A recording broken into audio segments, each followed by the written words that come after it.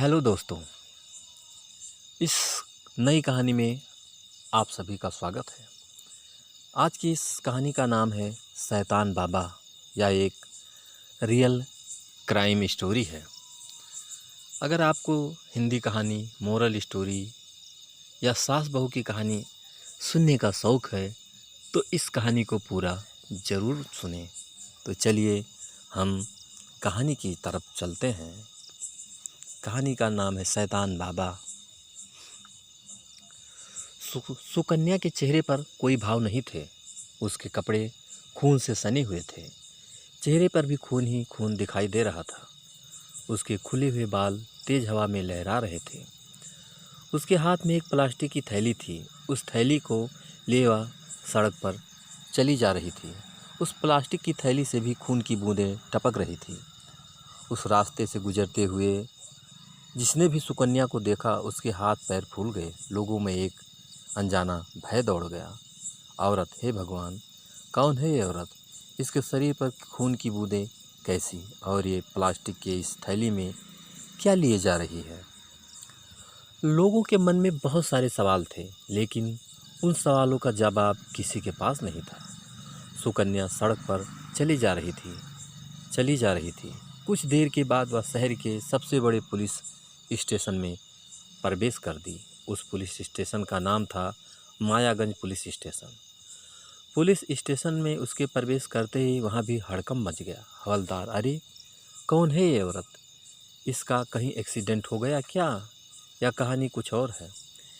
वे दोनों हवलदार बातें कर ही रहे थे कि सुकन्या उसके पास आई और उनसे बोली, सुकन्या, इंस्पेक्टर साहब कहाँ हैं?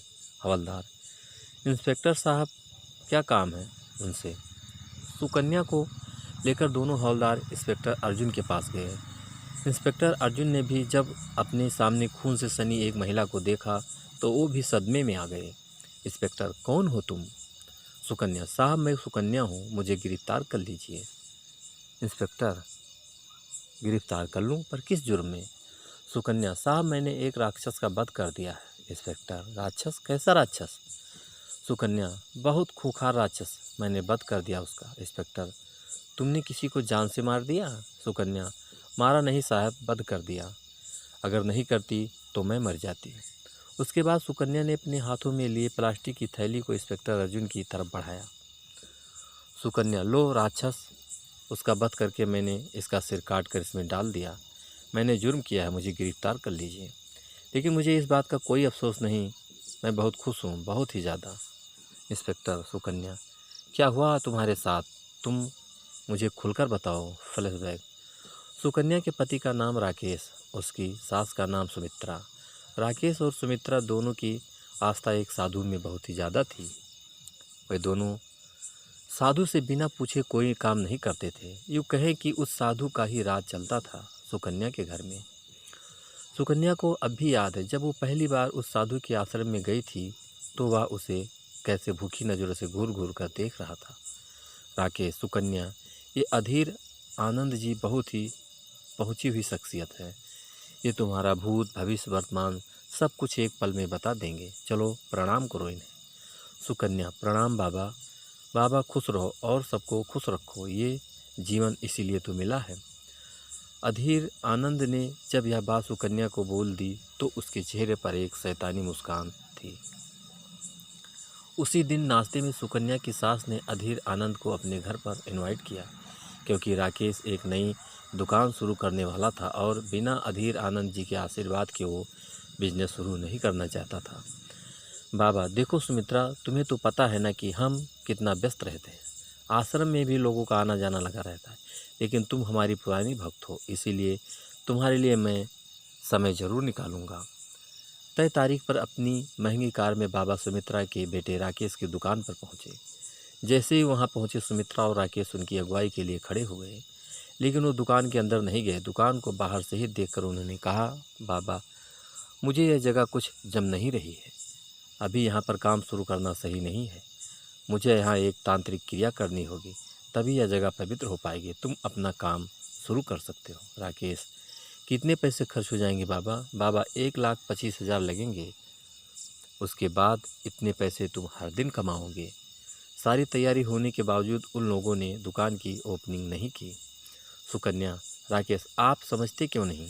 अरे पहले से इतना उधार ले रखा है आपने इस बिजनेस के लिए, और अब 1,25,000 और उधार उस पूजा के लिए जो उस बाबा ने बताई है। राकेश, सुकन्या, अधीर नंद जी ने जो कहा है वो तो करना ही होगा ना। सुकन्या, देखिए राकेश, अपनी दुकान मार्केट के बीचों बीच है तो वैसे भी चलेगी। अब इसके लिए पूजा की क्या ज़रूरत है? तभी वहाँ पर सुमित्रा आ गई। सुमित्रा, क्या बात है, तुम दोनों किस बात पर बहस कर रहे हो? राकेश ने अपनी माँ को सारी बात बता दी। उसकी बात को सुनकर सुमित्रा आग बबूला हो गई। सुमित्रा, बहू, तुम्हें पता भी है अधीर आनंद बाबा कौन है? और उन्होंने जो कह दिया वो पत्थर की लकीर है। अगर आप उसके खिलाफ कुछ भी करोगी तो हम बहुत बड़ी मुसीबत में फंस जाएंगे। अरे लाखों लोग भक्त हैं उनके। अब सुकन्या क्या कहती? 1,25,000 लगाकर राकेश ने पूजा कराई। दुकान तो पहले से ही सही जगह पर थी तो खूब चलती थी, लेकिन राकेश और सुमित्रा को लगता है कि ये सब बाबा के प्रताप के कारण है। एक दिन की बात है, सुमित्रा कहीं बाहर गई हुई थी और राकेश दुकान पर था।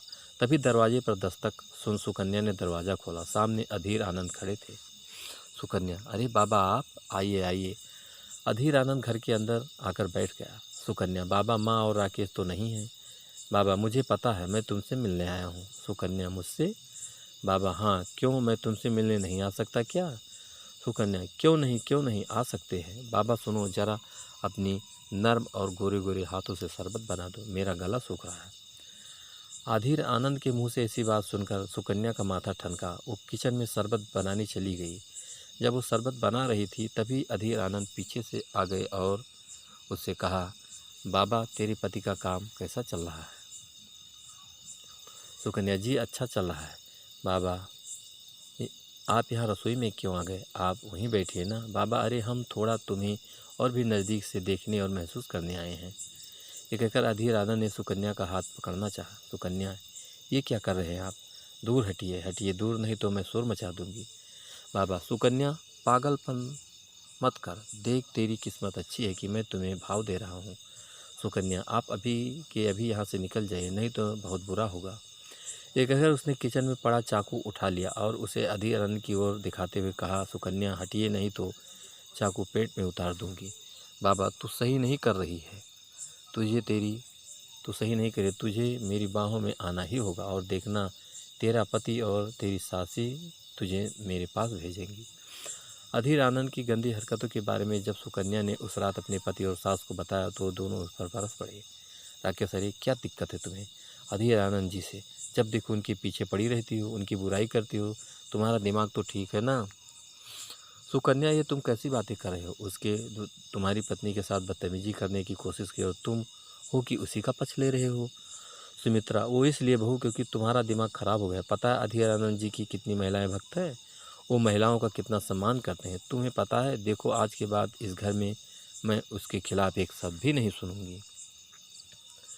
बात आई गई हो गई। इसी बीच अधीर आनंद कई बार फिर से राकेश सुमित्रा की अनुपस्थिति में सुकन्या के घर आता और उससे बदतमीजी की कोशिश करता। सुकन्या जब इसकी शिकायत अपने पति और सास से करती तो वह उसका मुंह बंद करा देते। सुकन्या, ये लोग तो मेरी बात सुनने के लिए तैयार नहीं है। अपनी पत्नी और बहू की बात इन्हें झूठी लगती है और उस ढोंगी की बात सच। समय बीतता गया। सुकन्या की शादी को 2 साल हो गए, लेकिन उसकी गोद नहीं भर रही थी। अधीर आनंद ने राकेश सुमित्रा के दिमाग में यह बात डाल दी कि सुकन्या कभी माँ नहीं बन सकती। तुम्हारी बहू के ऊपर कोई दोष है, इसीलिए वो कभी माँ नहीं बन सकती। सुमित्रा, इसका उपाय क्या है? बाबा, उपाय ये है कि उस दोष के निवारण के लिए एक पूजा करानी होगी और वो भी अमावस्या की रात को। और उस रात सुकन्या को अकेले ही आश्रम में रहना होगा। मैंने इस पूजा के द्वारा कईयों की गोद भरी है। राकेश और सुमित्रा सुकन्या के लाख मना करने के बावजूद उसे आश्रम में छोड़कर वापस आ गए। अधीर आनंद तो यही चाहता था। उस रात उसने सुकन्या से बदतमीजी शुरू कर दी। सुकन्या, दूर मुझसे, नहीं तो आज तुम्हारी वो हालत करूंगी कि तू किसी को मुंह दिखाने लायक नहीं रहेगा। बाबा, अरे मुझ में कांटे लगे हैं क्या? देख, खुश रहो और सबको खुश रखो, और मैं तो तेरा भला करने वाला हूँ। तेरी गोद में कुछ दिनों बाद एक बच्चा खेलने लगेगा। एक अगर अधीर आनंद ने सुकन्या को अपनी बाहों में भरना चाहा, लेकिन सुकन्या तो आज पूरी तैयारी करके आई थी। उसने अपनी साड़ी में छिपा खंजर निकाला और उस खंजर के एक ही वार से अधीर आनंद का सिर काट दिया। सुकन्या गुस्से में, तूने हद कर दी अधीर आनंद, आज मैंने बहुत सहा, मेरा किसी ने साथ नहीं दिया, इसीलिए आज मुझे तेरा वध करना पड़ा। तू औरत को समझता क्या है? औरत शक्ति है, शक्ति, उसे कमज़ोर मत समझ। इंस्पेक्टर अर्जुन और थाने के सभी लोग की आंखों में अधीर आनंद को लेकर बहुत गुस्सा था। सभी के जहन में एक ही बात चल रही थी कि सच में सुकन्या ने कोई हत्या नहीं की, वध किया है।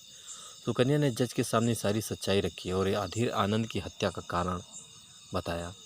सुकन्या को 5 साल की सज़ा तो हुई, लेकिन उसे संतोष था कि उसने एक राक्षस के बोझ से समाज को मुक्त कर दिया।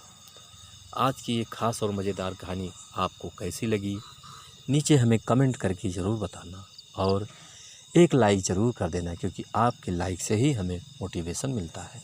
और दोस्तों, अगर अभी तक आपने हमारे चैनल को सब्सक्राइब नहीं किया है तो प्लीज़ जल्दी से आप हमारे चैनल को सब्सक्राइब कर लीजिए, जिसे इसी तरह अच्छी और प्यारी प्यारी कहानियाँ आप लोगों के बीच पहुँचाता रहूँ।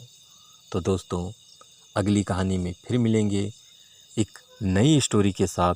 तब तक के लिए धन्यवाद।